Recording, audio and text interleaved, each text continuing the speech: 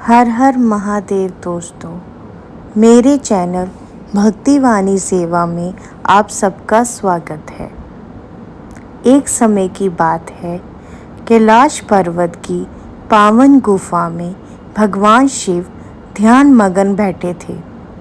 उनके चारों ओर अपार शांति और दिव्यता छाई हुई थी। माता पार्वती उनके समीप आकर बैठी।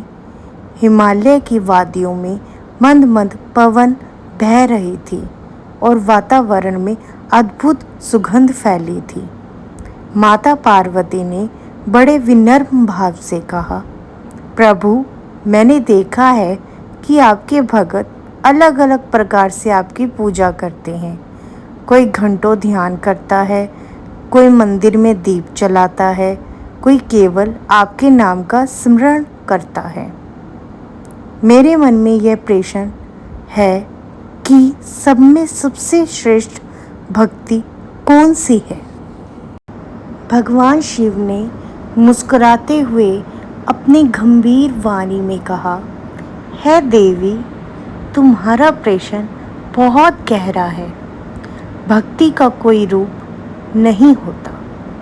जैसे गंगा की धारा अनेक मार्गों से बहती हुई अंत में सागर में मिल जाती है, वैसे ही हर साधक की भक्ति अंत में मुझे ही प्राप्त करती है। लेकिन सबसे ऊंची भक्ति वह है जिसमें भगत स्वार्थ छोड़कर प्रेम से मेरा नाम जपता है।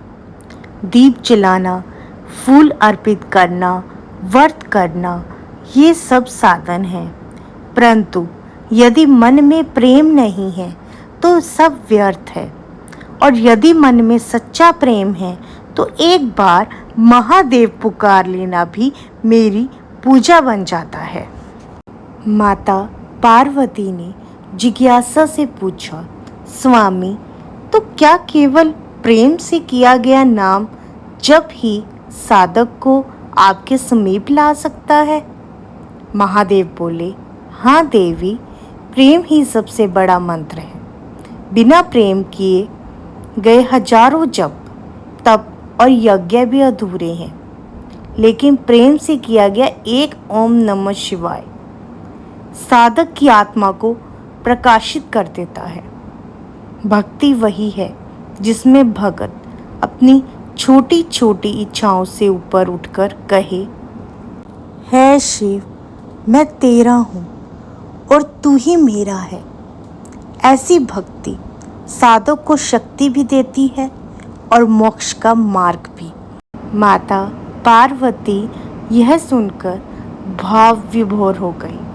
उन्होंने हाथ जोड़कर कहा, प्रभु, अब मुझे समझ आया कि क्यों भगत आपकी एक झलक पाने के लिए, आपका एक नाम जपने के लिए तड़पते हैं।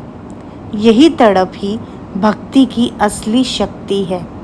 भगवान शिव ने मंद मुस्कान से कहा, देवी, जो इस रहस्य को समझ लेता है उसका जीवन धन्य हो जाता है। प्रेम ही मेरी पूजा है और प्रेम ही मेरी प्राप्ति का मार्ग है। हर हर महादेव। अगर आपको मेरी ये कथा अच्छी लगी हो तो मेरे चैनल भक्तिवाणी सेवा को सब्सक्राइब करें और कमेंट में हर हर महादेव अवश्य लिखें। धन्यवाद।